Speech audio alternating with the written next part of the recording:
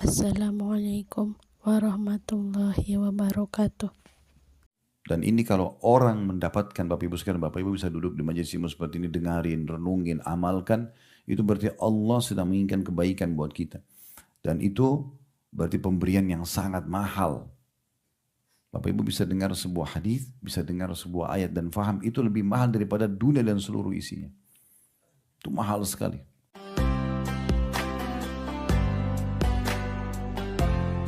Assalamualaikum warahmatullahi wabarakatuh. Alhamdulillah.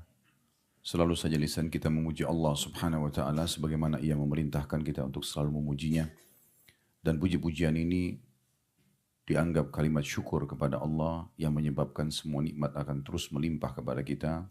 Dan puncaknya kita akan dibalas dengan surga di akhirat sana. Oleh karena itu jadilah orang yang selalu membasahi lidah dan bibirnya dengan kalimat Alhamdulillah.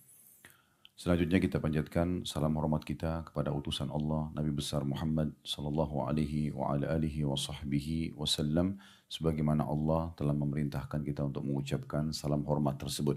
Teman-teman sekalian, renungi baik-baik kalau ilmu ini, ilmu agama lebih kita butuhkan daripada makanan pada saat kita lapar. Minuman pada saat kita haus, obat pada saat kita sakit, tempat tidur pada saat kita sedang capek. Karena agama ini, ilmu agama akan memandu kita. Mana makanan, mana minuman, mana obat, mana tempat tidur yang boleh dan tidak boleh. Itu kedudukan ilmu agama. Jadi dia seperti ibaratnya kalau saya sering bahasakan di pengajian itu kayak bodyguard kita. Kita kalau punya ilmu agama kita jadi tahu.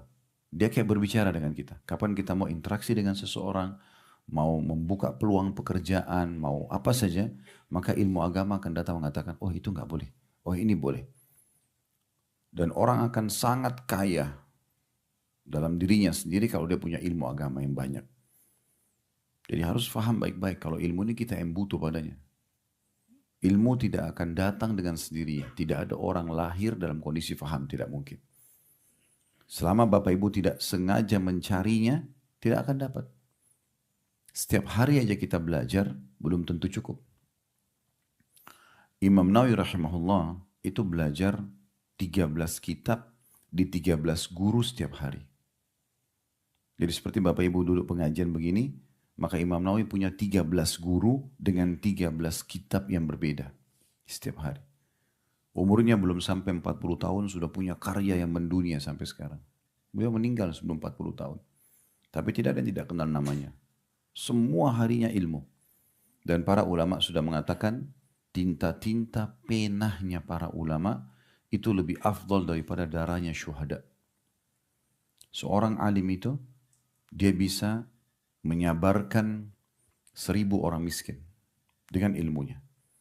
Seorang alim bisa memotivasi 1000 mujahid untuk menumpahkan darahnya. Seorang alim bisa meluruskan 1000 pemimpin agar berlaku adil dengan ilmunya. Seorang alim bisa membuat orang miskin menerima keadaannya sehingga mereka bersabar. Orang kaya menerima keadaannya dan bisa bersyukur. Oke, kita kembali ke masalah penahnya seorang alim itu lebih baik daripada darahnya para syuhada. Karena saya bilang tadi, kalau seorang alim, satu orang alim bisa menyabarkan 1000 orang susah, 1000 orang miskin. Bisa membuat 1000 orang kaya bersyukur. Bisa membuat 1000 mujahid siap menumpahkan darah mereka. Nah. Kemudian juga banyak bisa membuat 1000 pemimpin berlaku adil. Bisa mengubah, ilmu agama itu bisa mengubah orang penakut jadi pemberani. Bisa mengubah pengecut jadi pemberani. Bisa mengubah orang pelit menjadi dermawan. Ilmu agama ini luar biasa. Manfaatnya sangat besar. Makanya Ali radhiyallahu anhu mengatakan, ilmu itu beda dengan harta. Kalau ilmu, dia akan menjagamu. Sementara harta kamu sibuk untuk menjaganya. Orang kalau punya ilmu, dia akan sangat nyaman dengan setiap keadaannya. Dia miskin, dia bersyukur dan bersabar menjalaninya. Kalau dia kaya, dia bersyukur dan terus berbagi. Begitu terus. Orang-orang alim itu luar biasa. Ya. Dan dalam sebuah hadis yang sahih disebutkan, kalau ilmu itu kalau ada orang menuntut ilmu, dipastikan dia akan jauh sekali dari sifat kemunafikan. Sebagaimana sabda Nabi SAW hadis riwayat Tirmidzi nomor 2684, khaslatani la tajtami'ani fi munafiqin. Ada dua ya, sifat atau karakter tidak akan pernah ada pada diri orang munafik. Karena dia adalah ciri khasnya orang beriman. Artinya kalau ada pada kita ini tidak mungkin kita munafik. Yang pertama kata Nabi SAW, husnu samtin. Artinya perangai yang tenang, tidak tergesa-gesa.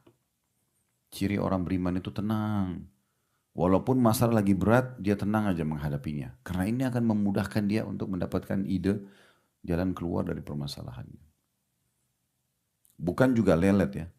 Husnus samt ini artinya orang yang cerdas dan tidak tergesa-gesa mengambil keputusan dan dia sangat bijaksana. Itu samt. Kemudian yang kedua, wala fikhun fid din, dan juga fakih dalam agama. Dua ini tidak akan ada pada orang munafik. Mereka selalu emosional, tergesa-gesa kalau orang munafik itu. Suka su'zon, mendahulukan sangka buruk. Orang beriman tidak. Pasti dia akan sangat tenang. Waktu Nabi SAW mendapatkan berita gosip nyebar satu Madinah, Aisyah berzina sama Safwan. Dan pada saat itu dengan hikmah Allah, Allah nggak turunkan wahyu.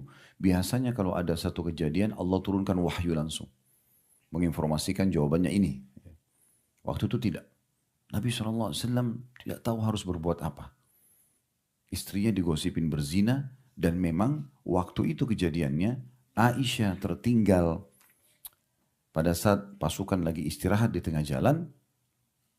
Nah kemudian beliau buang hajat, kembali ke pasukan, pasukan sudah pergi. Pasukan sudah pergi. Aisyah akhirnya radhiyallahu anha waktu buang hajat, karena beliau waktu itu badannya kecil, ringan, disiapkan satu geranda yang ditutup dengan kain, itu dipikul oleh 4 orang sahabat. Waktu beliau keluar dan pasukan lagi istirahat, beliau tidak sempat izin sama Nabi SAW, beliau langsung pergi, pas kembali pasukan sudah jalan. Sahabat yang memikul geranda juga pikir Aisyah ada di dalam. Dengan hikmah Allah SWT terjadi. Waktu di titik istirahat yang depannya, Nabi SAW tanya, mana Aisyah? Mereka panggil, wahai ul-mu'minin, wahai Aisyah. Tidak ada suara. Dibuka gorden, tidak ada. Tersebarlah berita kalau Aisyah kemungkinan ditawan oleh musuh. Nah waktu itu lagi siang bolong. Kayak kita sekarang lagi terang matahari. Dari kejauhan, tiba-tiba Aisyah datang dengan Safwan. Safwan ini adalah seorang sahabat Nabi yang tugasnya, karena dia amanah orangnya, dan dia orang yang sangat soleh. Nabi SAW meletakkan dia di akhir pasukan. Kalau pasukan sudah jalan, dia tunggu dulu. Sudah tidak nampak, dia jalan. Nanti dia nyisir. Ada pedang jatuh, ada perisai, ada apa. Itu diambil sama dia. Nah waktu dia lewat situ, dia lihat Aisyah dari jauh. Dan dia kenal Aisyah. Kata Aisyah, nah dia mengenalku sebelum turunnya ayat hijab atau masalah cadar. Waktu itu belum pakai cadar, akhirnya setelah itu Aisyah pakai cadar. Maka dia tahu, Safwan cuma mengatakan inna lillahi wa inna ilaihi raji'un. Didekatkan unta, lalu Safwan pergi jauh. Aisyah pun sudah faham, unta yang sudah didudukkan, naik ke atas setelah duduk dengan tenang, saking amanahnya kedua orang ini, Masya Allah. Dalam riwayat dikatakan, Aisyah membiarkan Safwan pergi jauh sehingga tidak tersingkap auratnya, baru dia naik ke atas unta. Setelah duduk tenang, Safwan pun pergi jauh. Berapa saat kemudian baru dia datang. Tidak banyak ngomong, cuma ambil tali kekangan unta, jalan. Tugasnya karena dia harus menyisir ya pasukan perang, kalau ada yang tertinggal, termasuk juga kalau ada orang tiba-tiba yang sakit dan segala macam. Maka pada saat itu, jalanlah keduanya, di tengah jalan pun tidak ada satupun kata-kata. Safwan tidak mengatakan, wahai Aisyah, kenapa kamu telat? Wahai Safwan, terima kasih. Enggak ada. Satu kata pun mereka tidak ucapin. Tapi subhanallah, waktu tiba di tempat istirahat pasukan yang kedua, yang terjadi, kepala munafik Abdullah bin Ubay bin Salul melihat kesempatan itu, dia ini kesempatan emas nih. Maka dia ucapin kata-kata, mana ada laki-laki sama perempuan jalan berdua, tidak terjadi sesuatu. Dia enggak terang-terangan bilang zina, tapi dia sebarin itu. Tiba-tiba tersebar gosip di pasukan kalau Aisyah berzina sama Safwan. Waktu itu berita ini tersebar dan Nabi SAW pun dengar. Aisyah bilang, saya tidak tahu apa-apa sama sekali. Tidak mengerti apa-apa sama sekali. Saya tetap aja bertemu dengan Nabi Shallallahu Alaihi Wasallam, gitu kan.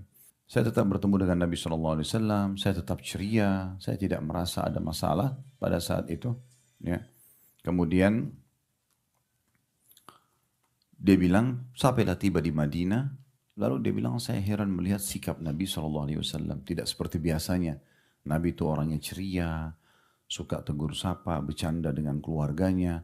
Tapi kali itu Nabi cuma sekedar nanya yang penting. Aisyah mengatakan, karena saya melihat sikap perubahan dari Nabi SAW, maka saya mengatakan, ya Rasulullah, kalau anda tidak ada hajat dengan saya, izinkan saya pulang ke rumah orang tua. Maka Nabi SAW antar dengan baik-baik ke rumah mertua beliau Abu Bakar radhiyallahu anhu.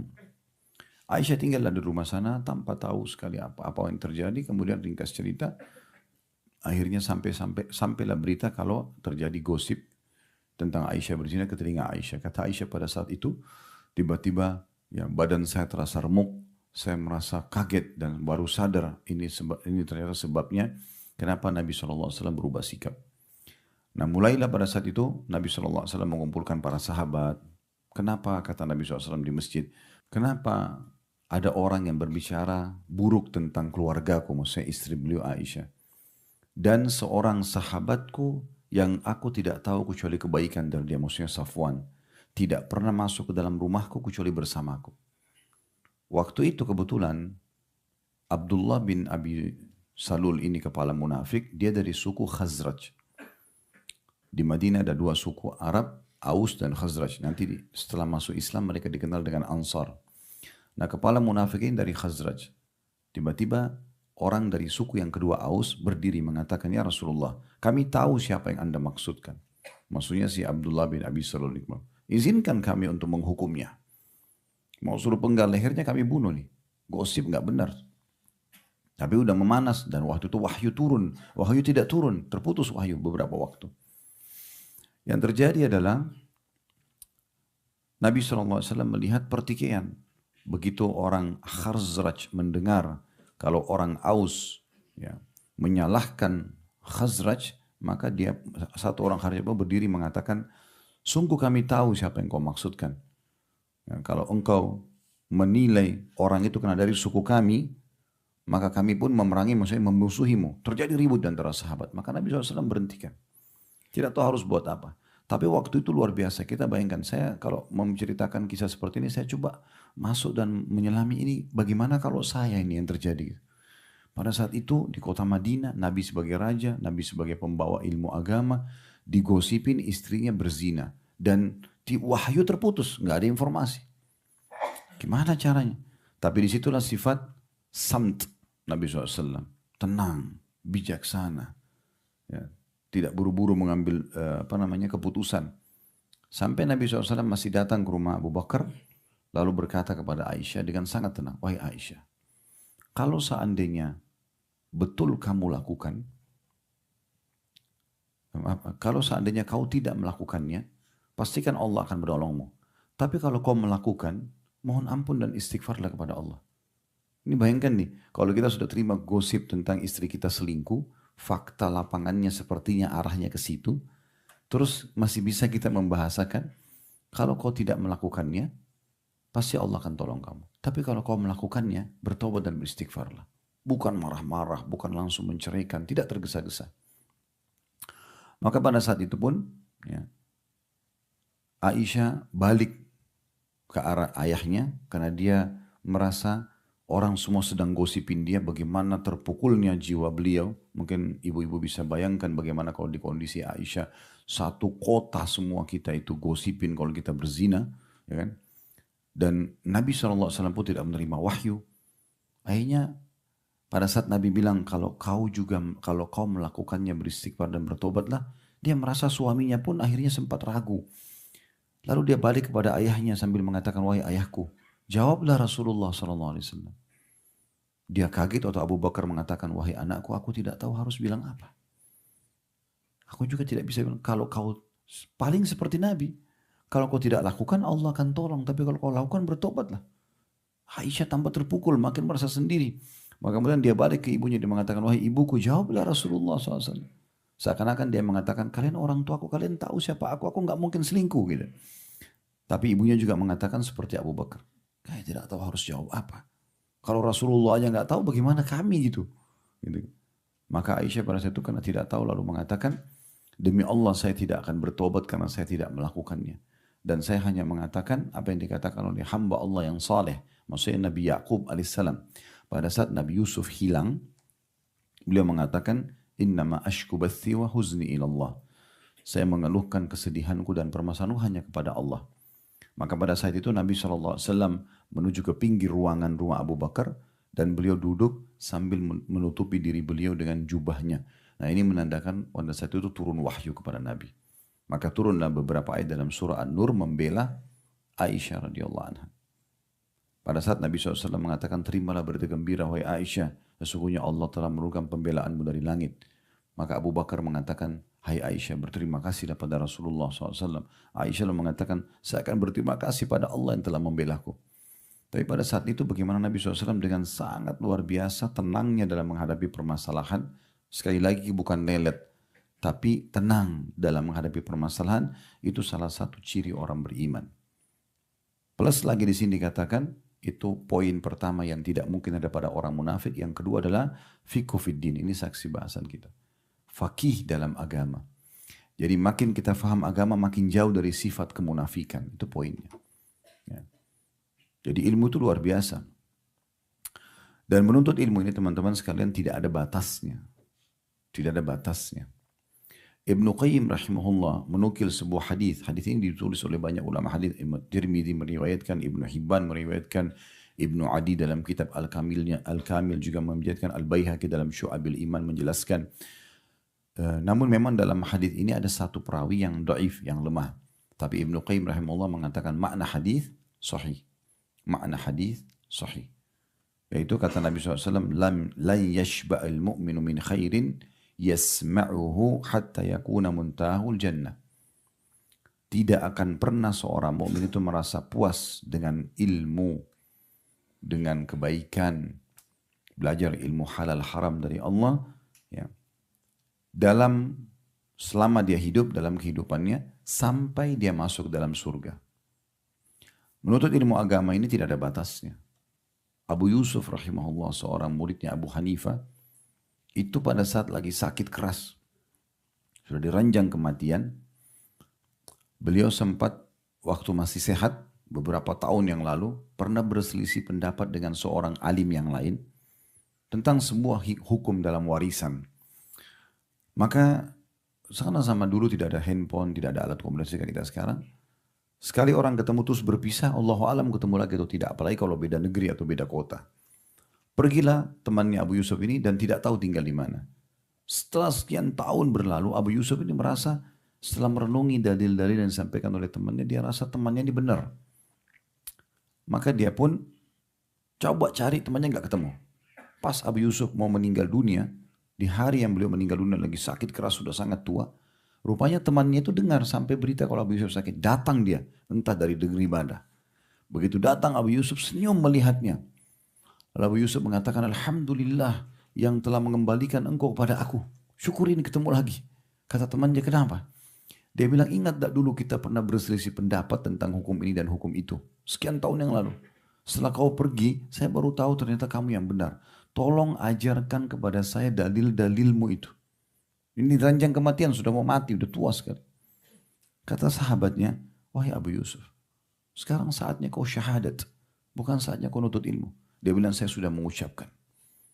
Saya sudah syahadat, sudah asyhadu an la ilaha illallah, sudah mengulangi la ilaha illallah. Tapi saya meninggal dalam kondisi memahami ilmu itu, lebih saya cintai daripada saya meninggal saya tidak tahu. Di akhir hidupnya, akhirnya temannya ajarin, dalilnya ini, dalilnya ini, dalilnya ini. Setelah selesai dihafal oleh Abu Yusuf, ya. Maka temannya ini bilang, saya pun izin pamit keluar. Begitu saya tiba di pintu rumah Abu Yusuf, terdengar tangisan keluarganya, meninggal dunia. Nuntut ilmu sampai di akhir hidup. Saya ulangi lagi karena ada teman-teman yang baru datang. Poin penting, menuntut ilmu bukan kapan bisa, tapi harus bisa. Dan jangan lewatkan satu hari tanpa dengar ilmu. Walaupun sebuah ayat, sebuah hadis. Gak boleh, kita ini lemah. Syaitan mencari celah di mana kita lagi tidak sibuk dengan ilmu, disitulah tepat sasaran dia akan sesatkan kita. Tapi kapan kita sibuk dengerin pengajian kayak begini? Kan pikiran kita lagi konsentrasi dan merenungi apa yang sedang dibaca, apa yang sedang didengar. Maka kita akan terbawa dengan arus terus mengkanter apapun bisikan syaitan dengan ilmu itu. Tapi di saat kita lagi tidak menuntut ilmu, di saat itu kita lagi banyak waktu luang yang celah dia bisa masuk karena ilmunya lagi tidak dipelajari atau diperbaharui lagi. Nah seperti itu. Ingat sekali lagi, ilmu atau agama ini teman-teman lebih kita butuhkan daripada makanan pada saat lapar, minuman pada saat haus, tempat tidur pada saat ngantuk, capek, obat pada saat sakit. Karena ilmu agama akan memandu kita mana boleh dan mana tidak boleh. Abdullah bin Mubarak rahimahullah, seorang ulama tabi'in berkata, sampai kapan Anda akan terus mendengarkan hadis? Ini Abdullah bin Mubarak ini kalau dicari orang alimnya tabi'in, maka beliau salah satunya. Orangnya sudah gagah, orangnya pinter, orangnya kaya. Abdullah bin Mubarak ini sekedar supaya teman-teman tahu, beliau pernah menghajikan satu kota di Irak, di tempat beliau tinggal. Beliau kaya raya sekali. Apa yang beliau lakukan? Beliau iklanin, saya akan haji. Itu dia baca begitu. Orang dengar dia haji, orang semua mau ikut karena dia seorang alim, bisa konsultasi agama, bisa belajar, bisa lihat ibadahnya. Orang dulu itu banyak mencuri-curi kesempatan mau dengarkan langsung dari ucapannya, mau lihat intip bagaimana ibadahnya, begitu-begitu. Maka hampir satu kota semua mendaftar. Sudah. Tapi Abdullah bin Mubarak kasih syarat. Cuma kalau mau ikut sama saya, jangan bayar dulu. Nanti aja. Ya, ini kisah pribadi beliau. Jangan bayar, tidak usah. Kita berangkat aja dulu. Semua yang mau ikut sama saya, pakai dulu tunggangan saya yang ada. Jadi beliau siapkan unta, beliau siapkan kuda.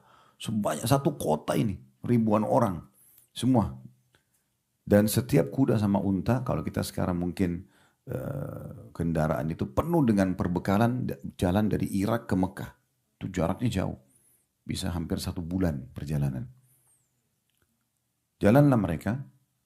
Lalu di tengah jalan, orang-orang pada bilang, wahai Abdullah bin Mubarak, kita sudah lewat setengah jalan nih. Kita butuh untuk memberikan biaya karena kami makan, kami minum.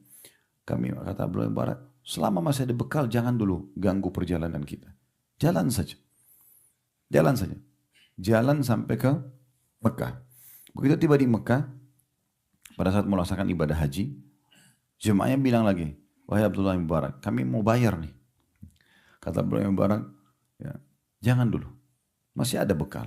Nanti selesai haji. Udah. Jadi sementara haji itu jemaahnya semua tenang karena bayar semua. Akan bayar gitu. Makan, minum, pokoknya segala macam tendanya semua dibayarin sama dia. Disiapin sama Abdullah bin Mubarak. Selesai haji, mereka semua pada datang. Ini sudah selesai haji. Kami mau bayar. Kata dia, ini kita masih dalam masa haji. Jangan dulu ganggu sekarang. Nanti tiba di Irak. Pulang di Irak pun semua dibiayai sama dia. Begitu pulang di Irak mereka mau bayar. Abdullah bin Mubarak mengatakan Allah sudah membayarkan buat kalian. Tapi memang beliau kaya banget nih. Luar biasa kaya raya dan ilmunya luar biasa. Tidak cukup di situ. Seorang alim itu subhanallah. Makin dalam ilmu kita teman-teman sekarang. Kita makin ingin sempurna di semua titik. Jadi tapi yang benar gitu. Kayak misalnya dia akan menjaga penampilannya. Dia akan jaga transaksinya, kekayaannya, dia akan jaga keluarganya, ingin semua perfect di semua poin-poin itu. Tidak mau luput begitu saja. Abdullah bin Mubarak ini selain tampan, beliau juga sukses di bisnisnya, beliau juga sangat alim dalam ilmu agama jadi rujukan muslimin di Irak pada saat itu. Beliau juga orang yang sangat pemberani dalam medan perang. Sampai disebutkan dalam satu kisah beliau kalau ikut berperang selalu pakai imamahnya ditutup mukanya. Alisnya pun ditutup, jadi orang tidak tahu siapa dia. Pada saat pasukan lagi ngumpul, dia tutup dirinya. Dan dia selalu ada di belakang pasukan. Dia tahu kalau dia buka ini pasti disuruh ke depan. Jadi di belakang pasukan. Satu waktu pasukan muslim ketemu sama pasukan Romawi Nasrani di satu titik di wilayah Irak sana. Kemudian ada satu kesatria pasukan Nasrani yang maju dan mengajak duel umat Islam. Semua badannya kekar sekali. Perlengkapan pedangnya luar biasa, dari kepala sampai kaki semuanya besi, kudanya pun lapis besi. Jadi orang yang sudah siap berperang dan memang kesatria. Nantang Islam, tidak ada umat Islam yang berani maju. Dari belakang pasukan ada satu orang datang badannya biasa saja. Tadi yang menutup mukanya, kemudian maju. Duel, menang. Oh, umat Islam semua takbir, Allahu Akbar, segala macam. Oh semangat, dia nggak banyak bicara. Masuk ke pasukan muslim, masuk ke belakang sekali. Orang Islam yang lainnya berpikir, yang penting kita sudah menang, ada kesatria muslim yang kalahkan ini, selesai. Tapi ada satu dia pada pasukan muslim penasaran. Ini siapa ini orang? Diikutin dari belakang. Begitu orang ini masuk di pasukan paling belakang, kemudian dia berdiri, dia pikir sudah aman, tidak ada orang yang ikutin dia. Dia tidak tahu kalau di belakang dia ini ada satu orang gitu. Nah orang dari belakang ini tiba-tiba loncat, ditarik. Dan tutup mukanya, ternyata dia Abdullah bin Mubarak. Maka Abdullah bin Mubarak menitip pesan, langsung dia mengatakan, oh ternyata anda, kata orang itu. Dengan suara sedikit diangkat. Kata Abdullah bin Mubarak, tolong tutupi aib saya ini. Dia anggap kalau dia ditahu ini, aib bagi dia. Menghilangkan pahala. Dia mohon-mohon sama orang itu supaya jangan bilang. Kalau kita kan sekarang malah, oh ini lagi dipuji nih, kesempatan. Kalau orang tidak ada ilmunya memang begitu. Kalau ada ilmunya dia nggak pusing dengan pujian. Nah itu contohnya. Nah Abdullah bin Mubarak ini, itu tadi kisah-kisah tambahan sebenarnya. Yang kita yang tidak berikan masalah menuntut ilmu ini, Abdullah bin Mubarak pernah ditanya, sampai kapan anda terus dengar hadis? Karena beliau terus belajar, sebenarnya sudah alim. Tidak pernah berhenti, setiap hari belajar terus. Maka beliau mengatakan, ilal mamat. Sampai mati. Artinya selama saya hidup, saya nggak akan berhenti dengar hadis. Terus. Kalau bahasa ini teman-teman, kalau saya lebih tekankan lagi, berarti setiap detiknya, selama saya masih hidup, saya akan dengar ilmu terus. Bukan setiap hari, setiap detik ada kesempatan saya akan dengar. Selain kalau ada aktivitas lain memutus, setelah itu baru tetap kembali ke ilmu lagi. Jadi tadi saya kembali lagi, poin penting. Kalau Bapak Ibu bawa pulang dari pengajian kita ini saja sudah cukup buat saya. Ilmu itu bukan datang sendirian, tapi harus didatangi. Tidak ada orang lahir alim, harus belajar. Dan ilmu itu bukan kapan bisa, tapi harus bisa. Nggak bisa kita hanya sekedar, oh nanti kalau saya lowong. Apalagi tadi saya bilang cuma dengerin khutbah Jumat. Sudah gitu tidur lagi. Ya. Tambah khatibnya juga suaranya kecil. Ya. Baca teks saja, wah ini tambah kemana-mana gitu. Saya kadang-kadang kalau khutbah Jumat di masjid-masjid di Jakarta, di situ sering ditulis, khutbah Jumat di mimbar itu 15 sampai 20 menit. Saya bilang sama pengurus masjidnya, Pak, tolong khusus khutbah saya jangan dibatasi begini. Saya kalau 15-20 menit tahmid sama salawat sama doa habis. Sementara orang-orang yang datang di masjid ini banyak di antara mereka. 90% belum pernah ngaji nih. Mereka sibuk dengan dunianya. Nah, khutbah Jumat itulah kita beri mereka bekal untuk minimal 1 minggu ke depan. Jumat depan dicas lagi. Kalau cuma datang ngomong sebentar langsung pergi, belum tentu juga berbekas bagi mereka, ini nggak bisa. Berapa lama Ustaz saya minta? Batas saya dengan khutbah pertama, khutbah kedua dengan doa itu 40 menit. Kalau saya dikasih insya Allah 40 menit ini saya bisa lakukan. Oke? Akhirnya setiap khutbah saya Alhamdulillah kertas itu diangkat. Ya. Karena kalau itu kan mengganggu besar tulisannya di mimbar itu. Karena teman-teman kalau tidak khutbah tidak tahu, tapi banyak di situ dipasek, diprintkan besar-besar kertas. Seakan-akan khatibnya diancam, nggak boleh ngomong lama-lama. Sebenarnya ada juga manfaatnya sih, kan ada sebagian khatib juga mungkin ya, afwan, mungkin mereka kurang ilmunya, retorikanya juga kurang ya, sehingga orang banyak suaranya kecil, materinya nggak menarik, akhirnya membuat orang jadi ngantuk gitu. Itu juga mungkin ada manfaatnya. Tapi kalau memang kita bisa memberikan manfaat, tidak ada sesuatu yang salah dalam masalah ini. Yang penting teman-teman sekalian itu tadi perkataan ya, Abdullah bin Mubarak, beliau mengatakan mendengar sampai kapan Anda terus dengarkan hadits, kata beliau sampai mati. Selama saya masih hidup saya tidak akan berhenti dengarkan. Imam Ahmad juga ditanya, sampai kapan Anda akan terus menulis hadis? Imam Ahmad itu dari pagi sampai besok pagi, selama ada kesempatan pegang pena nulis. Ya, sampai-sampai beliau pernah satu malam tidak sholat tahajud gara-gara mengeluarkan sekian banyak hikmah dan faedah dari sebuah hadis saja. Disebutkan dalam sebuah cerita, beliau pernah mengunjungi gurunya Imam Syafi'i di rumah Imam Syafi'i. Imam Syafi'i bilang sama anaknya, ini yang datang ini orang alim, lazimi dia, sama-sama dia terus. Mumpung dia ada di sini cuma berapa hari dia akan pergi. Anak Imam Syafi'i tidur sama Imam Ahmad. untuk memperhatikan malam ini buat apa aja nih Imam Ahmad ini. Ada 3 hal yang dilihat oleh anaknya Imam Syafi'i, dia jadi tanda tanya. Yang pertama, waktu dihidangkan makan malam, Imam Ahmad makan banyak. Selama ini dia tahunya dari ayahnya nggak boleh makan banyak. Yang kedua, dia melihat sepanjang malam anak Imam Syafi'i nggak tidur, mau tahu bagaimana sholatnya Imam Ahmad. Imam Ahmad nggak sholat malam, gitu kan? Duduk terus dan dia tidak tahu Imam Ahmad lagi buat apa. Sebenarnya nggak sholat. Dia langsung ambil kesimpulan Imam Ahmad nggak sholat malam. Kalau seorang alim itu sholat malam nggak ada lagi negosiasinya itu, nggak mungkin dia tinggalin udah. Sholat malam itu sudah pasti dilakukan. Kemudian yang ketiga itu Imam Ahmad waktu azan subuh ke masjid tidak uduk. Habis sholat subuh, anaknya lagi duduk Imam Ahmad sama Imam Syafi'i, anaknya mengatakan, ayahku, Anda mengatakan tamu Anda ini orang alim. Tapi saya melihat 3 hal yang mengganjal pada diri saya. Kata Imam Syafi'i, apa itu?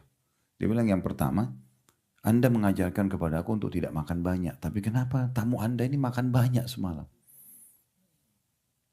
Kemudian yang kedua, saya tidak melihatnya sholat malam. Sementara sholat malam ini bagi orang-orang yang dekat sama Allah, wah di Allah ini gak dibahas lagi. Gak ada ceritanya dia lewat satu malam gak tahajud, itu gak mungkin gitu.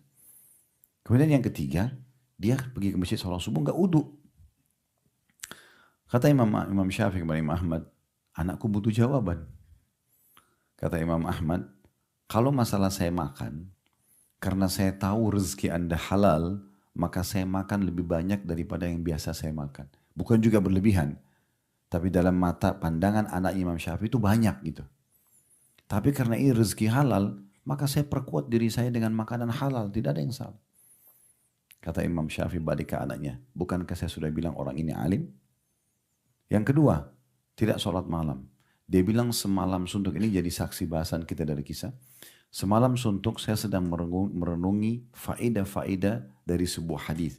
Hadis ini apa saja sih yang bisa diambil hukum-hukumnya? Itu butuh konsentrasi. Dan saya melihat menuntut ilmu lebih afdal daripada qiyamul lail. Ini luar biasa. Karena menuntut ilmu wajib, qiyamul lail sunnah. Bukan tidur ya. Jangan dibilangi tidur lebih penting daripada. Jadi ini dipertemukan antara sholat malam dengan nuntut ilmu. Maka beliau karena ingin konsentrasi, renungin hadis ini. Karena memang saya pernah subhanallah praktik ini Bapak Ibu sekalian. Kalau kita lagi duduk lihat sebuah hadis, kita coba baca perkataannya. Ada saja hikmah yang muncul gitu. Oh ini faedahnya, oh ini faedahnya, oh ini. Itu butuh konsentrasi. Kita bicara sedikit, alihkan sedikit ke kegiatan lain itu susah. Jadi kalau antum lagi duduk di majelis ilmu, itu paling efektif jangan sibuk dengan kegiatan lain. Jangan sibuk dengan makanan, dengan minuman, itu agak sulit. Ya. Karena itu akan memecahkan konsentrasi. Makanya orang kalau nuntut ilmu itu konsentrasi, selesai baru aktivitas yang lain. Supaya betul-betul full konsentrasi dan faedahnya besar. Kemudian yang ketiga, saya semalam suntuk kata Imam Ahmad memang tidak tidur dan tidak batal wudu. Maka untuk apa saya wudu pergi masjid? Wudu masih ada. Gitu kan? Nah begitu kalau orang alim itu luar biasa. Hidupnya terpandu dengan ilmu agama. Imam Ahmad juga pernah berkata, aku benar-benar akan terus menuntut ilmu hingga aku masuk ke dalam kubur. Artinya bukan kapan ada kesempatan, tapi dipaksakan selalu ada kesempatan sampai mati. Belajar terus. Teman-teman sekalian, kami dulu, ini bukan membanggakan, cuma berbagi saja. Saya waktu SMP itu, di Al-Azhar di Kairo, kecil mungkin orang Indonesia waktu itu yang masuk SMP cuma saya sama sepupu saya. Kebanyakan teman-teman sudah masuk, ada yang SMA, ada yang kuliah, lebih banyak kuliah gitu. Kemudian pergi ke Madinah, masuk SMA, lalu S1. Tiap hari nih kita dengarin Allah berfirman, Rasulullah bersabda, pendapat ulama ini tiap hari. Gitu. Sekian tahun belajar. Subhanallah, begitu pulang ke Indonesia, mulai terjun di dakwah, mulai mengajar orang, benar-benar kita merasa ilmu itu belum ada apa-apanya. Oh ternyata kita harus murajaah. Oh ternyata pendapat yang pernah kita dengar itu adalah ada pendapat lain yang menyainginya dan lebih kuat dalilnya. Oh ternyata begini dan begitu. Jadi sampai hari ini pun saya terus belajar. Sampai pernah anak saya tanya, Saya dipanggil Abati, eh, Abati belajar. Saya sambil baca kitab itu sambil nulisin. Iya nak, kan Abati sudah pintar. Kata anak saya, umurnya 8 tahun ini. Oh, kayaknya sudah pintar. Enggak, nak. Enggak ada bahasa orang pintar. Dan menuntut ilmu itu harus terus. Kalau kita sudah tahu, kita cari yang belum kita tahu. Masih banyak gitu. Jadi jangan sampai kita merasa, oh sudah belajar, sudah cukup. Apalagi sekali tadi. Cuma seminggu sekali. Terus merasa dirinya sudah alim. Apalagi mau berfatwa. Nggak apa-apa ini, melakukan saja. Padahal salah. Sedangkan orang sudah belajar saja bisa saja salah. Kalau teman-teman lihat dalam madhab 4 yang kita biasa, yang kita tahu di tengah-tengah umat Islam ada madhab Imam Malik, Imam Abu Hanifah, dikenal dengan Hanafiyah. Ini sekarang mayoritasnya daerah India, ya. Saya lihat juga karena di daerah Jepang sama Korea kami pernah diundang ke sana, karena banyak orang-orang kita dari Pakistan, India yang pegang masjid-masjid di sana, maka mereka bermadhab Hanafi juga. Kemudian ada Malikiyah, ini biasanya di Afrika, Imam Malik yang dulu di kota Madinah. Terus ada Imam Syafi'i, ini di Mesir beliau meninggal, dan kita Asia Tenggara kebanyakan Syafi'i. Dan ada Imam Ahmad, ini lebih banyak di Timur Tengah, terutama kayak di Saudi begini tuh madhab Imam Ahmad. Nah, 4 imam ini saja, teman-teman sekalian, mereka sudah ulama. Tahu nggak untuk menjadi imam mazhab itu harus menghafal 500.000 hadis minimal. Tidak boleh salah sanatnya sama matannya. Sanat itu begini, Fulan bin Fulan bin Fulan bin Fulan, sahabat Nabi Rasulullah. Itu harus benar nama-namanya. Harus tahu siapa saja ini, supaya hadisnya sahih atau tidak. Terus matan isi hadisnya. 500.000 hadis. Ya, begitu selain daripada hafal Quran 30 juz, hafal dengan macam-macam. Bidang fikih juga dikuasai. Ya, sekarang ada cabang-cabang banyak, ada usul fikih, ada ilmu hadis, ada mustalah hadisnya, banyak cabang-cabangnya ilmu agama itu. Jadi harus betul-betul bisa menguasai banyak hal gitu ya. Itu baru bisa diistilahkan dengan orang itu mungkin alim atau yang ya semisalnya atau mendekati itu. Ini perlu untuk digarisbawahi teman-teman. Kemudian Abdullah bin Bishr berkata, aku berharap ketika maut datang, tinta masih di sisiku.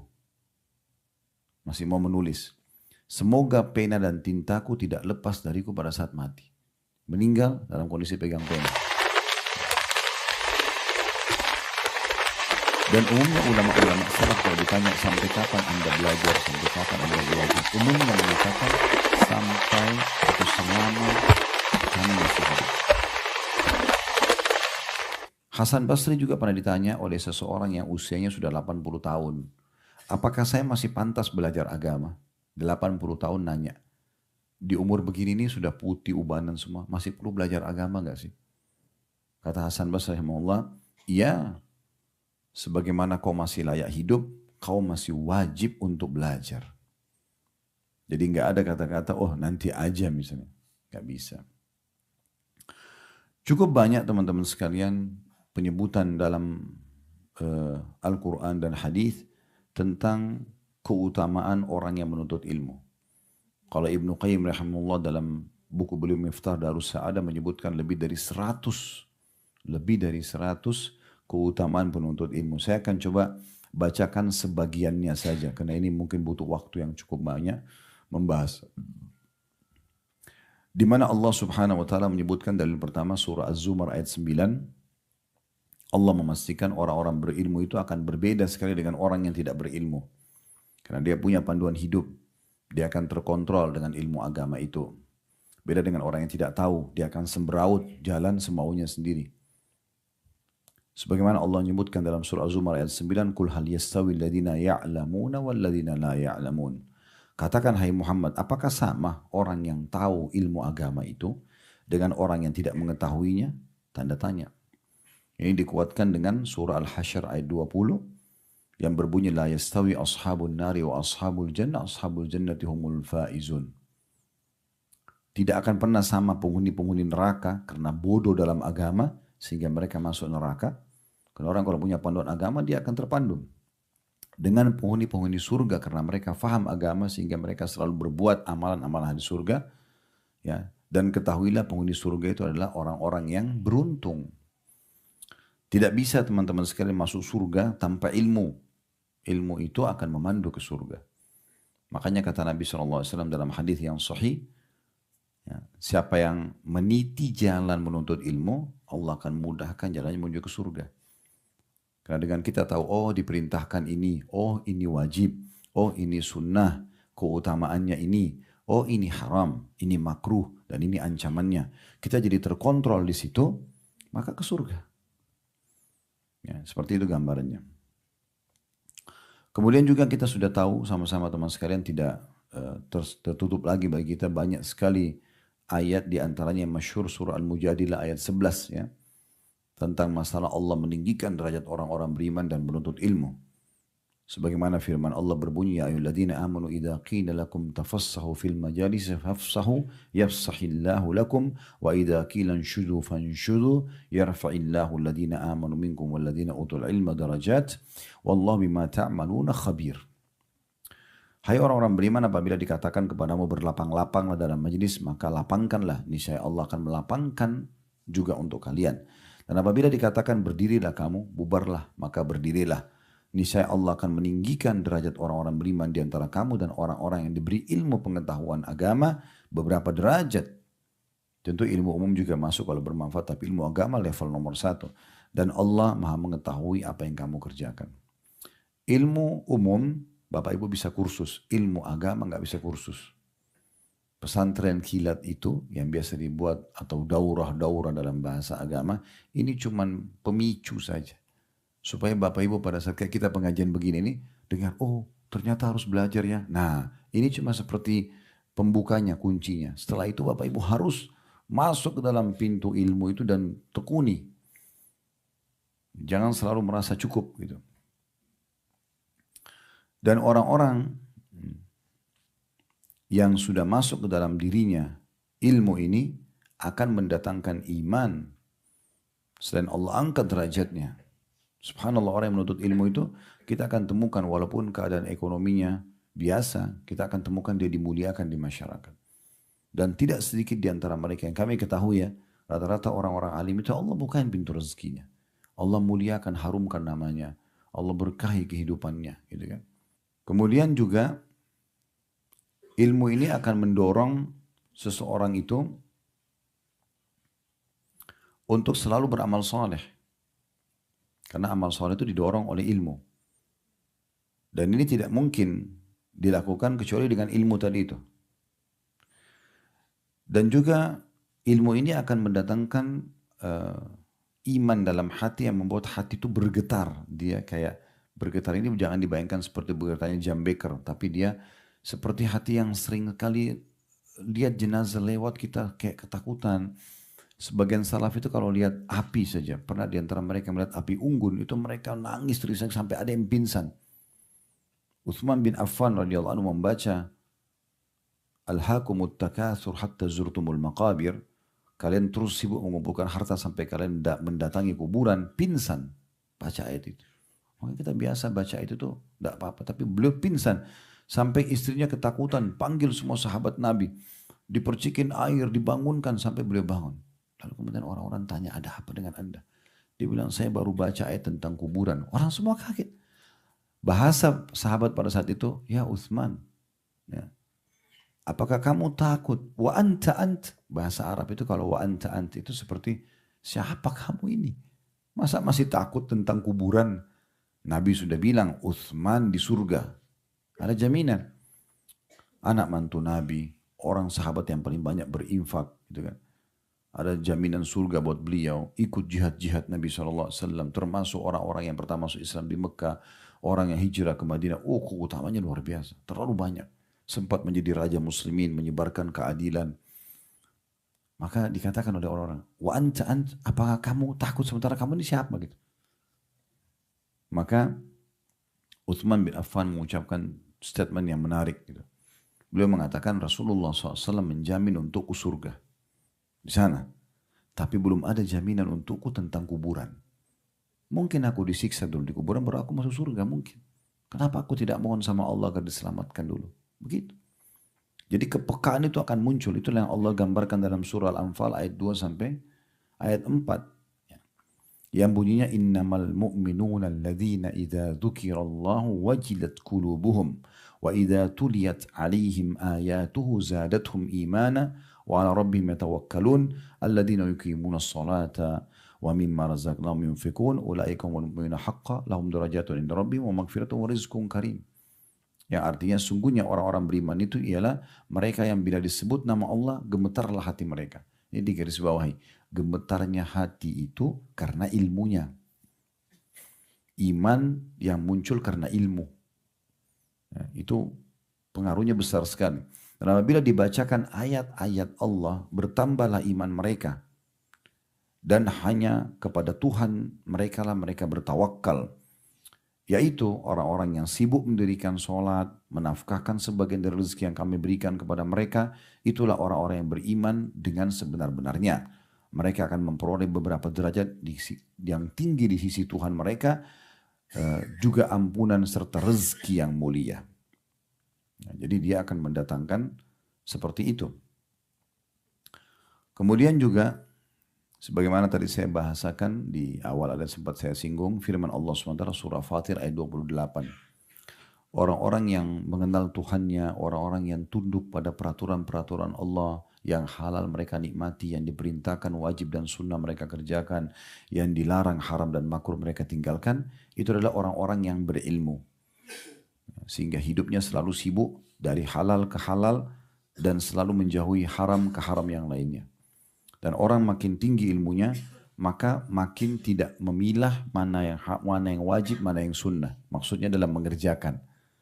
Kita akan temukan mereka maksimal di yang wajib, maksimal di yang sunnah. Begitu juga mereka tidak memilah lagi dalam meninggalkan mana yang haram, mana yang makruh. Jadi jangankan yang haram, makruh pun mereka tidak mau sentuh. Makruh pun mereka tidak perlu sentuh. Dan begitu juga dengan hal yang syubhat, ragu-ragu, mereka tidak akan pernah melakukannya. Dinukil sebuah riwayat kita mulai dari baginda Nabi SAW. Beliau pernah masuk ke rumahnya lalu makan kurma. Ada tergeletak-dekat telanjang makan kurma. Semalam suntuk Nabi gelisah, gak bisa tidur. Ditanya oleh istrinya, ada apa ya Rasulullah? Tidak seperti ini biasa. Dia mengatakan tadi saya temukan sebelum tidur ada sebutir kurma tergeletak dekat ranjang. Lalu saya memakannya. Tapi tiba-tiba saya teringat di rumah kita ini lagi ada kurma sedekah dititipin. Saya khawatir itu adalah titipan sedekah yang saya makan. Sehingga tidak halal buat saya. Semalaman Nabi SAW gelisah gara-gara satu butir kurma. Berapa banyak orang yang tidak peduli dengan masalah ini. Dia makan, dia minum, punya orang. Ya, atau diambil dari hak orang lain. Maka akhirnya jadi haram di tubuhnya. Allah berfirman dalam surah Fatir ayat 28. Innama yakhshallaha min ibadihil ulama. Innallaha azizun hakim. Innallaha azizun ghafur. Ya. Artinya sungguhnya yang takut kepada Allah, yang tunduk dan sibuk mengerjakan perintah meninggalkan larangan Allah adalah di antara hamba-hambanya adalah ulama atau hanyalah ulama. Sesungguhnya Allah Maha Perkasa lagi Maha Pengampun. Jadi memang hanya mereka saja yang betul-betul tunduk kepada Allah Subhanahu wa taala. Ibnu Mas'ud berkata radhiyallahu anhu menanggapi ayat ini, kafa bi khasyatillahi ilma.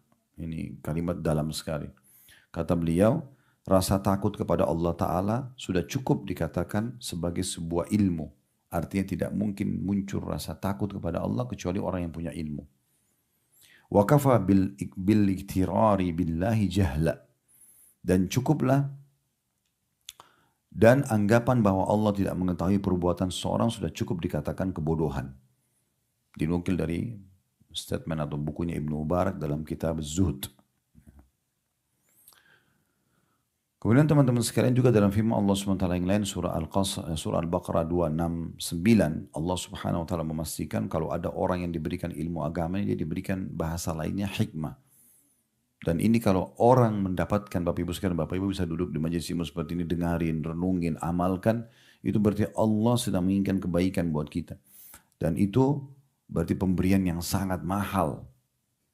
Bapak Ibu bisa dengar sebuah hadis, bisa dengar sebuah ayat dan faham, itu lebih mahal daripada dunia dan seluruh isinya. Itu mahal sekali. Karena kalau Allah tidak ingin kita mendengarkan ilmu itu, Allah tidak akan buat kita dengar.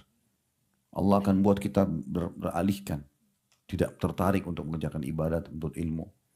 Sebagaimana Allah jelaskan dalam surah Al-Baqarah 269, yu'til hikmata man yasha' wa man yu'tal hikmata faqad utiya khairan katsira wa ma yadhakkaru illa ulul albab.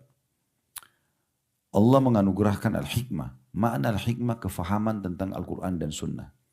Kita bisa lihat tafsir-tafsir yang ada, surah Al-Baqarah 269, dalam terjemahan pun biasa ditulis begitu. Allah memberikan al-hikmah, maksudnya kefahaman tentang Al-Quran dan Sunnah kepada siapa yang dia kehendaki. Jadi kalau Allah buat kita tergerak hatinya, kakinya untuk datang dalam majelis ilmu, berarti Allah sedang inginkan kebaikan buat kita. Saya ulangi lagi, Allah menganugerahkan al-hikmah, maksudnya memahami dan mau mempelajari Al-Quran dan Sunnah kepada siapa yang dia kehendaki. Berarti kalau Allah datangkan kita, berarti Allah mau kebaikan buat kita. Kalau Allah tidak ingin kebaikan, Allah buat kita sibuk, tidak akan mau ilmu.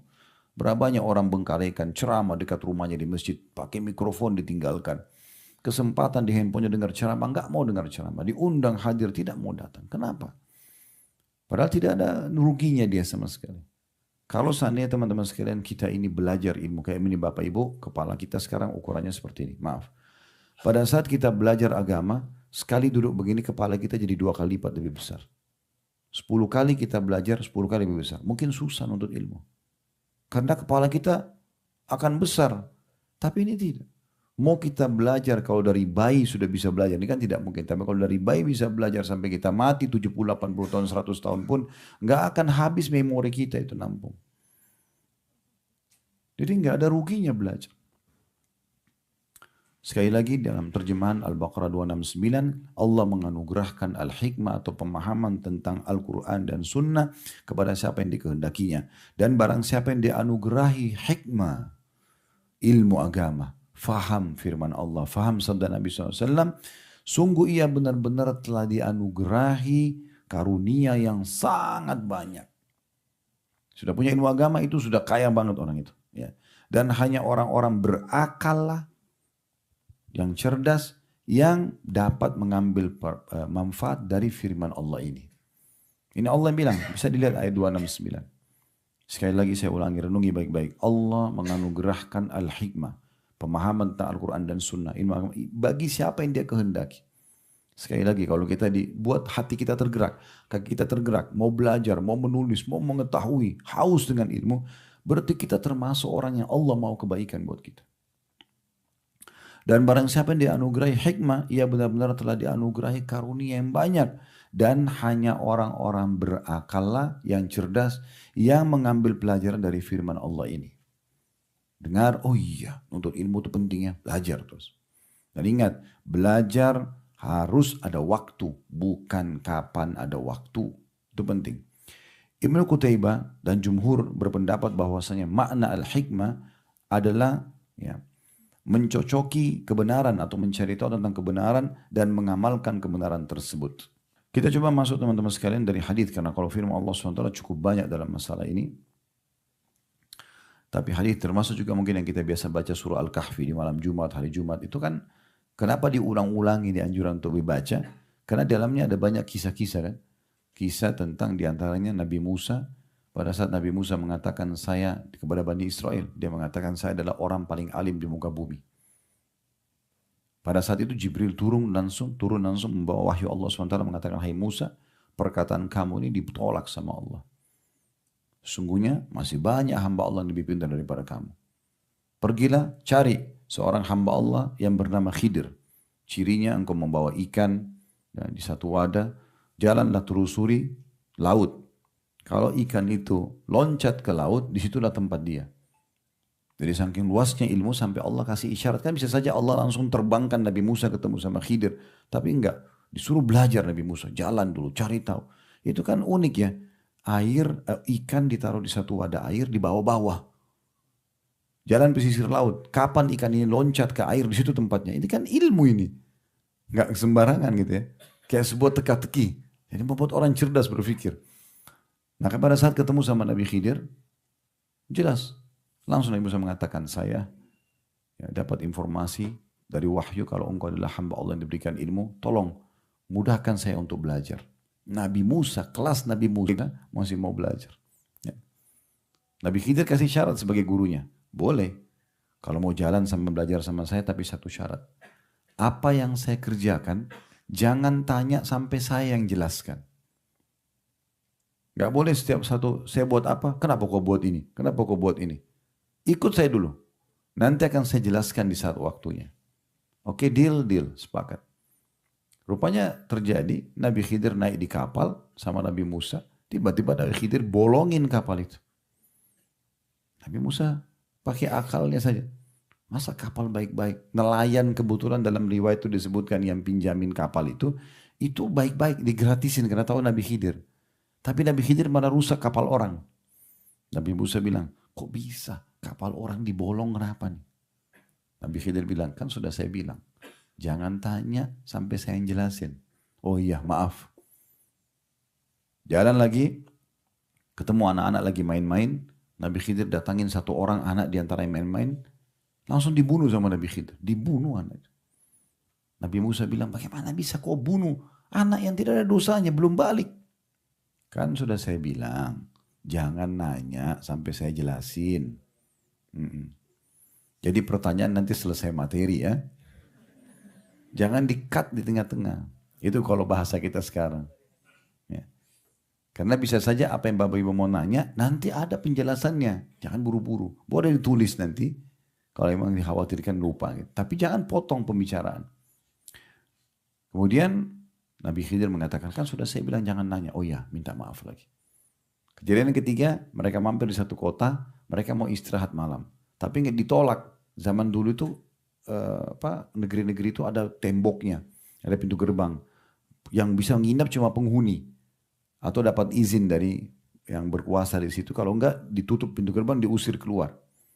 Mereka nggak mau terima Nabi Musa sama Nabi Khidir karena dianggap orang asing.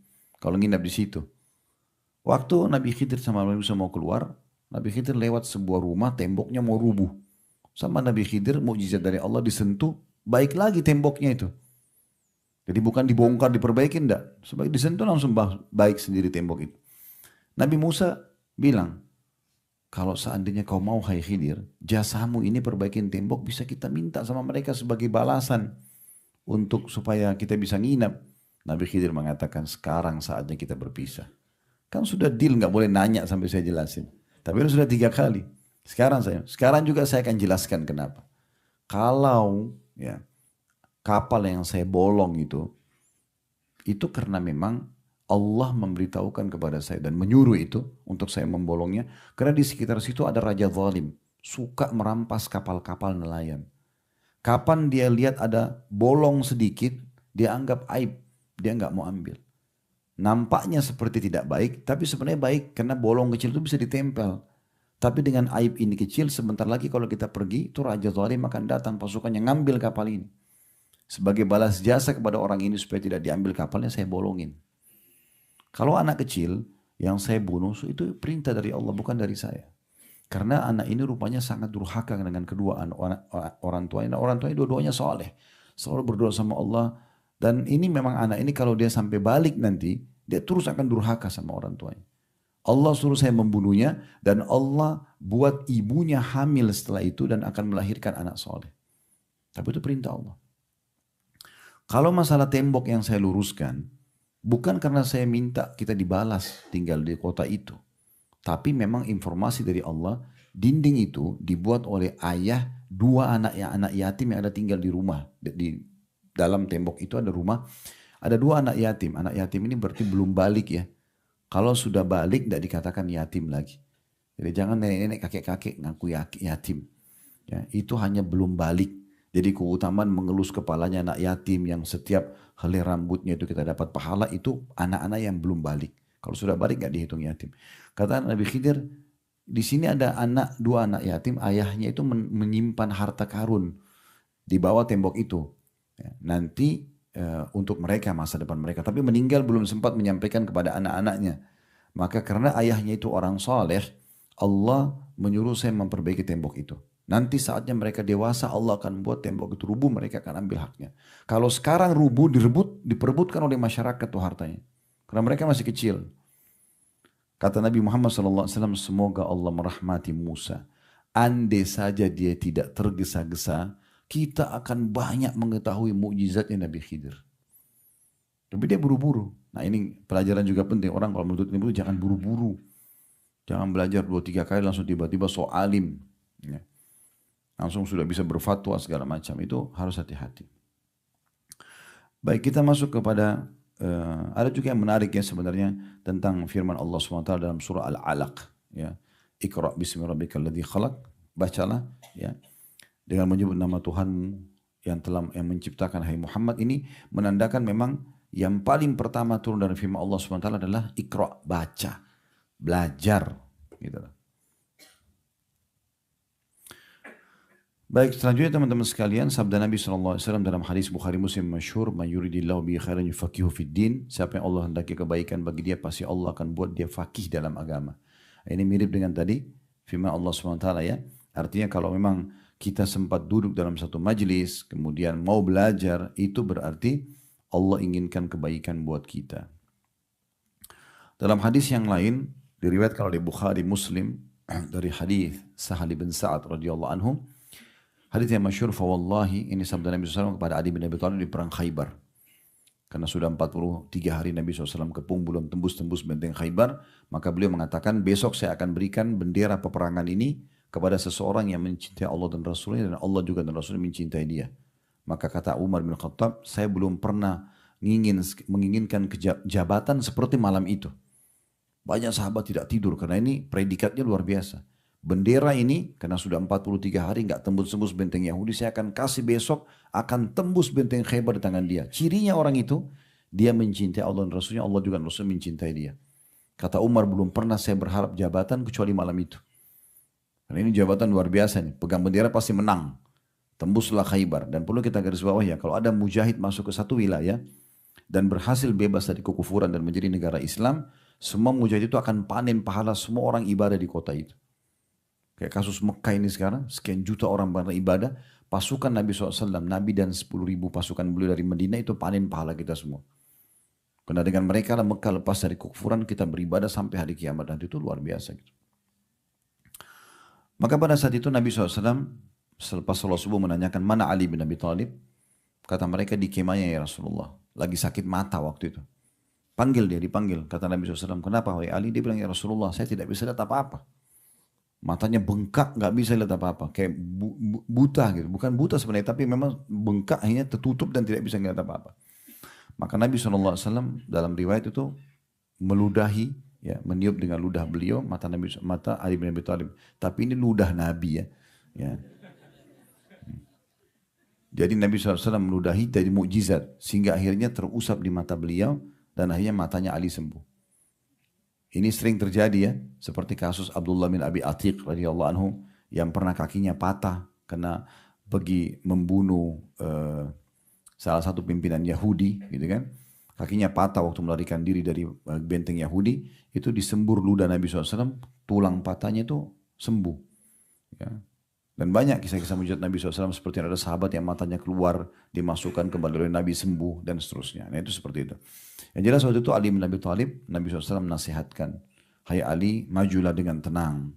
Tawarkan mereka Islam. Kalau mereka nolak, tawarkan mereka jizyah upeti. Kalau mereka nolak, tawarkan mereka, baru perangi mereka. Tapi ketahuilah kata Nabi SAW, fawallahi la yuhda bika rajulun wahidun khairun laka min humurin ni'am.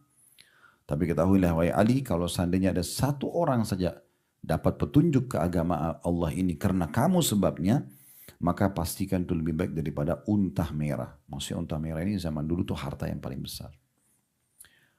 Bisa juga dikuatkan ini dengan hadis Nabi SAW yang lain diriwayatkan Imam Muslim, hadis yang masyhur, man da'ila huda kana lahu minal ajri mithlu ujuri man tabi'ahu la yanqusu dzalika min ujurihim syai'a.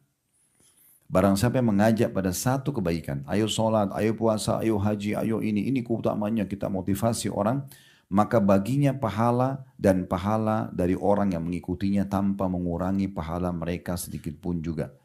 Dia kalau kerjakan dapat pahala, yang orang dia ajak juga dapat pahalanya, tapi dia dikasih bonus pahala seperti orang yang mengikutinya. Ini marketing yang sebenarnya ini. Ini faham bagi kita ini orang Islam sebagai marketing. Kita punya produk namanya Islam.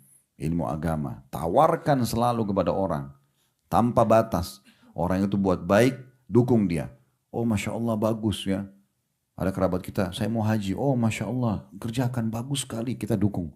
Kapan dia buat salah, jangan, itu nggak boleh, haram dalam agama. Nah seperti itu.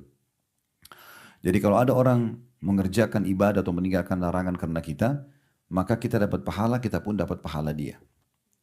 Dan luar biasanya, kalau kita dapat 100 pahala, dia dapat 100 pahala. Bukan 100 pahala dia dibagi dua, enggak. Nilainya 100 dikasih kepada kita tanpa mengurangi pahala dia 100. Jadi kalau Bapak Ibu mau sholat misalnya, tidak ada salahnya ngajak orang sholat. Mungkin ada dari 10 orang, 2 orang nyantol sholat. Alhamdulillah. Kita panen pahalanya misalnya. Lalu kemudian kata Nabi SAW, dan siapa yang mengajak pada keburukan, wa man da'a ila dhalalatin kana 'alaihi minal itsmi mithlu athamin man tabi'ahu la yanqusu dzalika min athamim syai'a. Barang siapa ya, yang mengajak kepada kesesatan, maksiat. Ada orang begitu, dia zina, dia ajak juga temannya dan ajarin caranya. Bahkan kalau perlu dia yang bayarin diskotiknya, dia yang bayarin kamarnya. Oh luar biasa ini. Ya. Dia dosa, temannya juga dosa. Tapi dia dikasih dosa temannya, ya, dibebankan pada dia. Gitu kan. Maka barang siapa yang mengajak pada kesesatan, pada maksiat, maka baginya dosa dari orang yang mengikutinya tanpa mengurangi dosa mereka sedikit pun. Ibnu Qayyim rahimahullah mengatakan siapa yang menjadi penyebab orang lain mendapat hidayah, maka ia akan mendapatkan pahala orang yang mengikutinya. Sebagaimana dalam sabda Nabi SAW tadi. Sisi yang lain teman-teman sekalian, dalam hadis juga Bukhari Muslim dijelaskan, saking mulianya orang yang berilmu itu, kita tidak boleh hasad ya, tidak boleh iri. Tapi di sini dibagi dua dalam penjelasan hadis makna iri. Ada iri yang haram namanya hasad. Di sini kalau Bapak Ibu lihat ada satu kelebihan pada seseorang, lalu Bapak Ibu cemburu sama dia dan berharap hilang dari dia. Misalnya dia pintar, misalnya dia kaya, misalnya dia punya kelebihan paras wajah, postur tubuh, warna kulit, apalah. Terus kita tuh merasa iri sama dia, tapi kita berharap dia hilang dari dia. Ya, misalnya dia tampan tuh, dia cantik, begitu dia kena kecelakaan atau apa, wah syukurin tuh. Gitu. Kayak tidak, malah dia senang kalau orang itu celaka. Gitu kan. Usaha maju, oh pas bangkrut, datang ujian, oh itu memang syukurin tuh, gitu-gitu. Tetangganya baru beli mobil, dia hasad, ya pas kesentuh pagar sedikit, oh syukurin tuh, siapa suruh beli mobil baru. Nah, tetangganya beli AC, kulkas, dia yang kedinginan. Ya. Nah ini nggak boleh. Kata Nabi SAW, hati-hati dengan hasad, ini yang haram ini, berharap nikmat hilang pada seseorang, gitu kan? Karena dia akan membakar pahala sebagaimana api membakar kayu bakar. Pahala kita banyak hilang karena hasad. Nah yang kedua, ini juga iri tapi istilahnya ghibthah. Apa yang perbedaannya? Kita iri pada kelebihan yang ada pada seseorang, tapi kita tidak berharap hilang dari dia. Terutama yang kita disuruh ghibthah ini dua. Disebutkan dalam hadis yang saya akan bacakan hadis riwayat Bukhari Muslim, kata Nabi SAW, la hasada illa fi itsnatain. Tidak boleh orang iri, tapi yang kedua ya yang ghibthah. Tidak berharap hilang dari dia. Kecuali dua. Dua orang ini kejar. Usahakan kalian iri pada mereka. Tapi irinya tidak berharap hilang dari mereka. Yaitu, rajulun atahu Allahu malan fasallatahu ala halakati fil haqq. Seseorang yang Allah karuniai harta yang melimpah dan dia menghabiskan di jalan Allah. Suka sekali sedekah. Nah iri pada orang begini. Irinya kenapa? Kenapa dia bisa buat, saya nggak bisa buat. Kita juga ikut melakukan. Nah begitu. Bukan berharap dia bangkrut, hilang hartanya, enggak. Karena di sini sensitif perbedaan antara hasad haram sama hasad atau ghibthah yang dibolehkan. Syaratnya orang kaya, sumbernya halal dan dia sibuk habiskan di jalan Allah gitu. Kemudian yang kedua, rajulun atahu Allahul hikmah fahuwa yaqdi biha wa yu'allimuha. Seseorang yang Allah karunia ilmu yang luas, ilmu agama. Kemudian dia sibuk mengajarkan, mengamalkan dan mengajarkannya. Nah ini perlu kita iri sama dia. Supaya kita termotivasi mengerjakan seperti dia. Nah gitu. Ini hadis yang biasa. Dalam riwayat yang disebutkan, golongan kedua adalah orang yang Allah berikan Al-Quran. Hafal Quran, lalu dia habiskan membaca Al-Quran di siang dan malam hari. Nah ini wajar kalau kita cemburu. Ada hadis yang saya akan sampaikan sekarang, hadis Hasan riwayat Tirmidzi. Ini hadis selalu saya jadikan motivasi untuk saya selalu semangat belajar teman-teman sekalian. Karena ada saatnya kita semangat, ada saatnya kita tidak semangat. Ini kita butuhkan sekali. Luar biasa keutamaan ilmu di hadis ini. Hadis riwayat Tirmidzi dengan sanad Hasan dari hadis Abu Umamah radhiyallahu anhu. Kata Nabi SAW, fadlul alimi alal abidi, perbedaan dan keutamaan seorang yang alim, faham agama, dan dia amalkan, dengan seorang abid, ahli ibadah. Dia suka ibadah tapi nggak punya ilmu. Sehingga ibadahnya bisa benar, bisa salah gitu. Perbedaannya, keutamaan orang yang alim ini punya ilmu sehingga semua panduan ibadahnya itu benar sesuai dengan panduan, dengan orang yang abid, semangat ibadah saya tapi tidak punya ilmu, kafadli ala adnakum, seperti perbedaan antara kedudukanku kata Nabi dengan orang paling bodoh di antara kalian. Ini luar biasa. Ya, renungi baik-baik hadisnya ini. Kata Nabi SAW, perbedaan seorang alim yang faham agama dan dia amalkan dengan orang abid, semangat ibadah tapi nggak punya ilmu. Ini sering terjadi ya. Kalau kita lihat di masjid-masjid itu banyak orang sholat tapi safnya belum rapat, tata cara sholatnya masih salah. Abid suka ibadah. Dia berzikir tapi zikirnya tidak ada panduannya. Beribadah tapi tidak pernah ada panduannya. Tidak ada ilmunya. Maka perbedaannya kata Nabi SAW seperti kedudukanku Nabi dengan orang paling bodoh di antara kalian. Seandainya Nabi SAW bilang perbedaannya seperti aku sama orang alim kalian, itu aja masih jauh sekali perbedaan. Ini antara aku dengan orang paling bodoh di antara kalian. Itu luar biasa itu. ثم قال رسول الله صلى الله عليه وسلم, kemudian Rasulullah SAW bersabda, Inna Allah wa malaikatahu wa ahlas samawati wal ardi hatta namlata fi juhriha wa hatta al-huta la yusalluna ala muallimin nasil khair. Dan ketahuilah sesungguhnya Allah, pencipta langit dan bumi. Allah saya sudah cukup. Tapi ditambah, sesungguhnya Allah, seluruh malaikat-malaikat, miliaran jumlahnya. Ya, malaikat ini jumlahnya berlipat-lipat dibandingkan kita ya. Manusia itu didampingi 3 malaikat. Kita ini semua 3 malaikat. Pencatat amal baik, catat amal buruk, dan ada malaikat hafadhah, penjaga kita dari sesuatu yang berbahaya. Gitu kan? Kalau kita jumlah manusia populasinya sekarang sekitar 7,5 miliar misalnya. Malaikat 3 kali lipat baru yang dampingi manusia. Belum yang menurunkan hujan, belum yang mengurus lautan, belum yang menggantikan siang dan malam, belum ini, belum itu. Jumlahnya mereka banyak. Makanya kata Nabi SAW, di langit ke-7 ada namanya Baitul Ma'mur. Sebagian ulama mengatakan dia segaris dengan Ka'bah, sebagian di atas gitu. Tempat tawafnya malaikat. Setiap hari ada 70.000 malaikat tawaf, pergi nggak pernah kembali lagi. Allah terus menciptakan malaikat gitu. Ya. Jumlahnya banyak sekali mereka. Nah kata Nabi SAW, sungguhnya Allah, seluruh malaikat-malaikatnya yang miliaran itu, bahkan seluruh penduduk langit, bisa bintang-bintang semuanya, jumlahnya miliaran. Ilmuwan karena tidak bisa hitung, bahasanya miliaran. Dan seluruh juga penghuni bumi, pohon-pohon, batu, air, semuanya, udara, ya, bahkan semut yang ada di dalam sarangnya, dan ikan paus, ikan besar yang ada di lautan, mereka semua mendoakan kebaikan untuk orang yang mengajarkan kebaikan kepada manusia. Berapa miliar ini makhluk Allah, malaikat, semua penghuni langit, semua penghuni bumi, semut-semut yang biasa kita lihat itu, semua ikan di air, semuanya mendoakan kebaikan. Hanya duduk ngajarin orang agama. Tapi nggak bisa kita ngajar kalau kita sendiri nggak belajar. Gimana caranya? Makanya wajib lowongkan waktu belajar. Sekali lagi saya ulangi, bawa pulang ini Bapak Ibu sekalian. Ilmu itu harus kita mendatanginya. Tidak bisa ilmu itu datang sendiri. Menghayal tiba-tiba pintar agama tidur. Gak mungkin. Atau tidak pernah mau belajar. Gitu kan. Dan jangan bilang, oh saya kalau belajar agama nanti kalau saya banyak tahu banyak haramnya. Jangan. Memang harus begitu dipandu. Ya. Karena yang haram itu sedikit. Yang halal itu banyak. Haram itu datang hanya sebagai ujian. Allah haramkan babi, Allah ganti dengan sapi, kambing, ayam, kelinci, banyak gantinya. Ini cuma ujian saja. Allah haramkan khamr, Allah ganti susu, madu, sirup, jamu, banyak yang lain halal.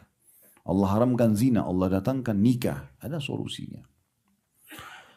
Ibnu Qayyim rahimahullah berkata tentang masalah hadis tadi yang kita bacakan, karena sebab mengajarkan kebaikan didapatinya keselamatan dan kebahagiaan. Belajar agama ini akan mendatangkan kebahagiaan dan keselamatan. Ini kan judul kita sebab-sebab kebahagiaan. Serta baiknya hati, lunaknya, tunduknya pada kebaikan. Allah pun akan membalas dari jenis amalnya dengan mendapat pujian dari Allah. Juga doa dari malaikat dan penduduk bumi. Itulah yang menyebabkan pengajar kebaikan mendapatkan keselamatan, kebahagiaan, dan keberuntungan.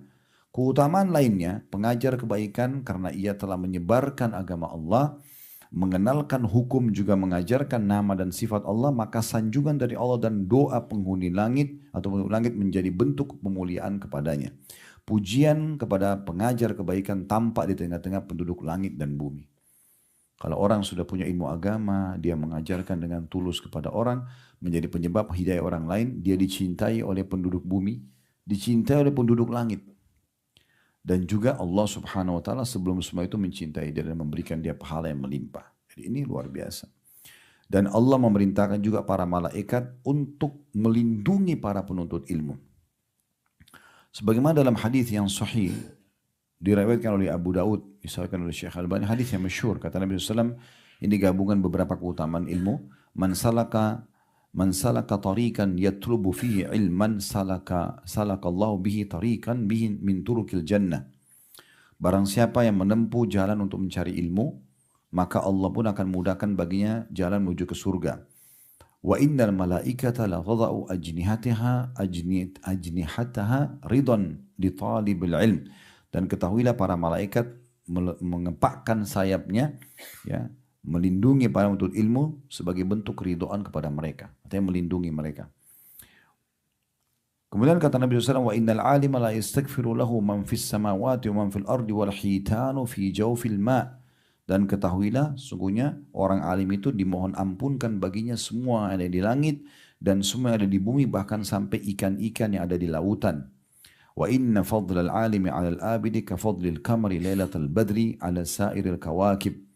Dan ketahuilah perbedaan antara seorang alim dengan selain daripada alim atau abid yang mau ibarat tapi tidak punya ilmu, ibaratnya perbedaan seperti bulan purnama yang terang dengan bintang-bintang yang jauh sekali. Kelihatan gemerlapan tapi kecil. Wa innal ulama warasatul anbiya. Ketahuilah para nabi-nabi, para ulama itu adalah pewarisnya para nabi. Jadi kalau sekarang Nabi Muhammad SAW sudah meninggal, kita bagaimana caranya mengetahui tentang ajaran beliau, berasa seperti dekat dengan beliau, datang kepada seorang alim. Wa innal anbiya lam yuwarithu dinara wala dirhama. Orang sesungguhnya para nabi-nabi tidak pernah mewariskan dirham dan dinar. Waktu Nabi SAW meninggal tidak meninggalkan harta buat kita. Wa innama warathul ilm, ya. Tapi mereka, wa innal anbiya lam yuwarithu dinara wala dirhama warathu innama warathul ilm faman akhadha bihaddin wafir. Tapi Nabi mewariskan ilmu dan siapa yang mengambilnya maka dia telah mengambil bagian yang paling banyak dari kehidupannya, atau makna lain keberuntungan yang paling besar. Ibnu Abbas menukil sebuah riwayat, ya. Riwayat ini kata Ibnu Qayyim rahimahullah memang lemah tapi maknanya sahih. Dan beliau nukil dalam kitab beliau Miftah Darus Sa'adah. Ini maksudnya tadi yang saya bacakan dari kitab Miftah Darus Sa'adah beliau Ibnu Qayyim rahimahullah, ya. Yaitu sabda Nabi SAW, faqihun wahid asyaddu ala syaitani min alfi abid. Ketahuilah bahwasanya seorang faqih yang faham agama lebih ditakuti oleh syaitan dibandingkan dengan 1000 ahli ibadah. Orang kalau cuma semangat ibadah tidak punya ilmu, syaitan bisa alihkan dia menganggap apa yang dia buat benar seakan-akan ibadah padahal tidak. Nah itu banyak terjadi kan. Banyak terjadi. Karena mereka tidak punya ilmu, akhirnya mudah digoyahkan sama syaitan. Tapi kalau dia belajar punya ilmu syar'i, punya dalil, maka dia tidak mau buat kecuali ada dalilnya. Syaitan tidak bisa goda dia di situ.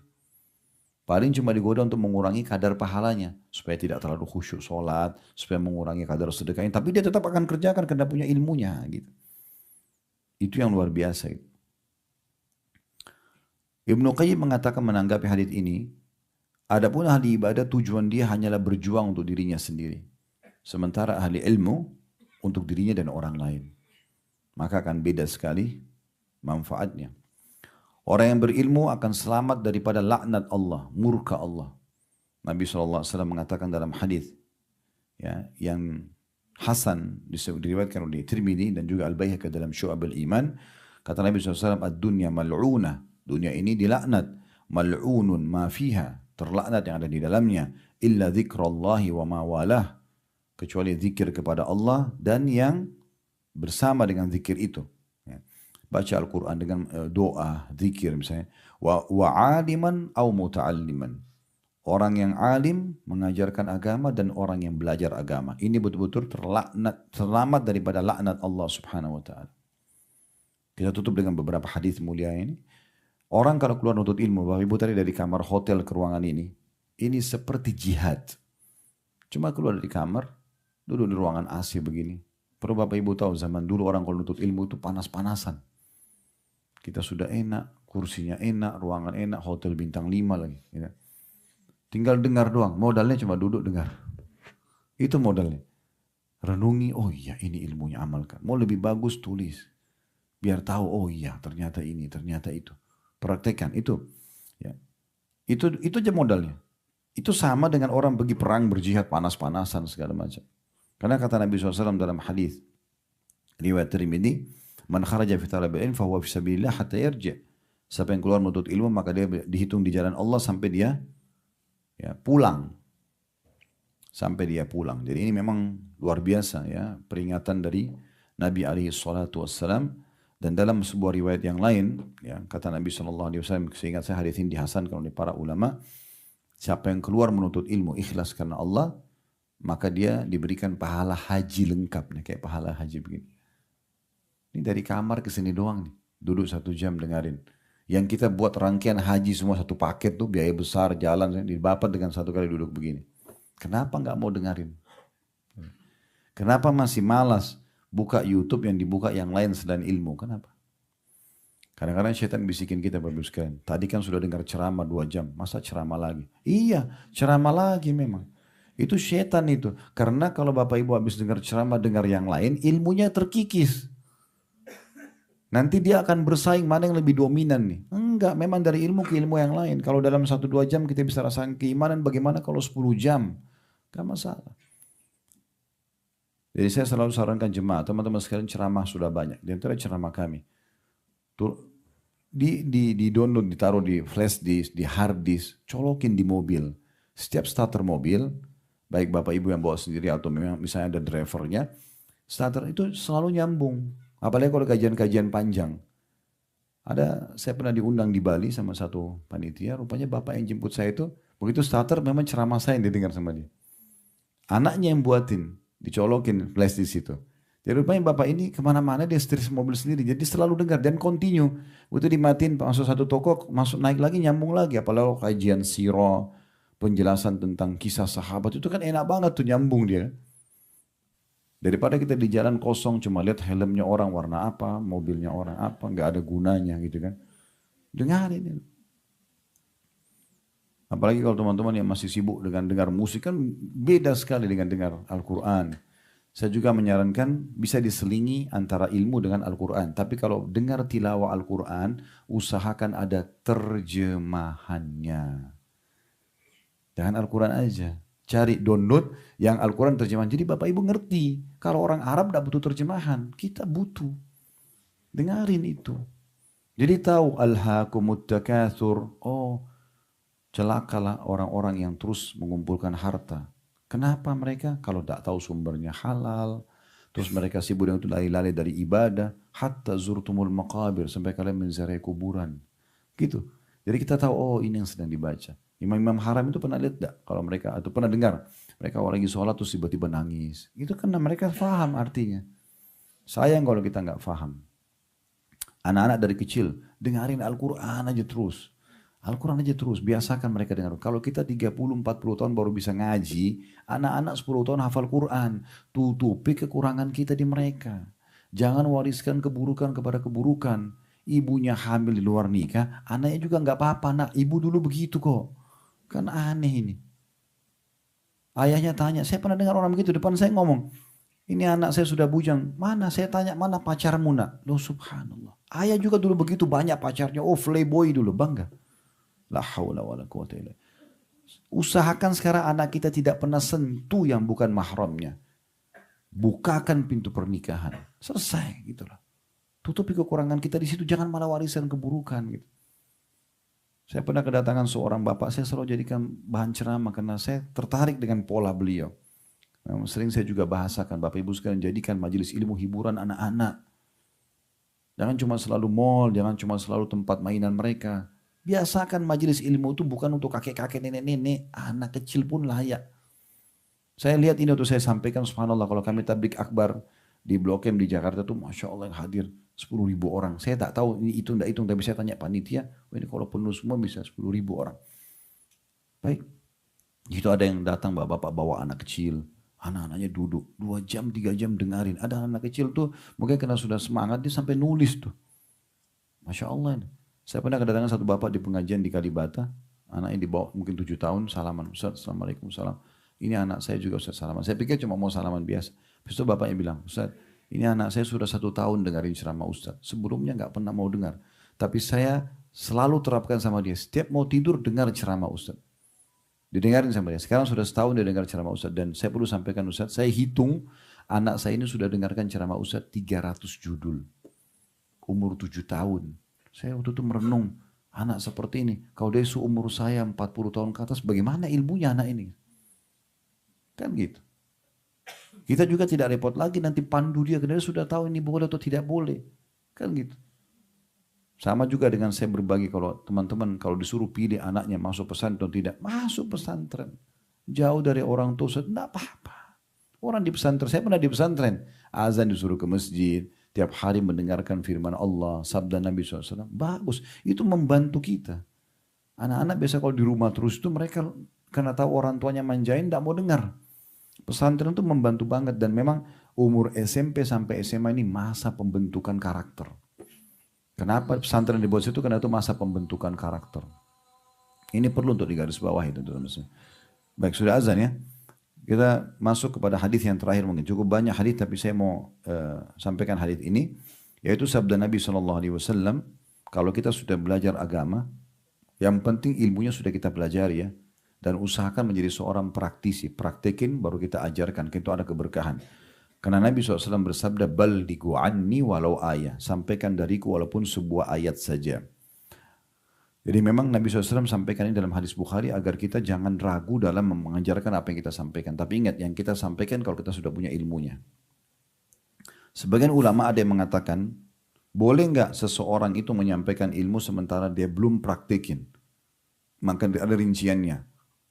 Kalau yang dia sampaikan memang belum memungkinkan dia untuk mengamalkan, ya, misal contoh, boleh nggak ustadz yang bujang atau ustazah yang masih gadis nyampaikan tentang bab nikah? Boleh saja. Karena dia bukan tidak mau kerjakan, dia akan kerjakan, tapi bab ini harus dijelaskan.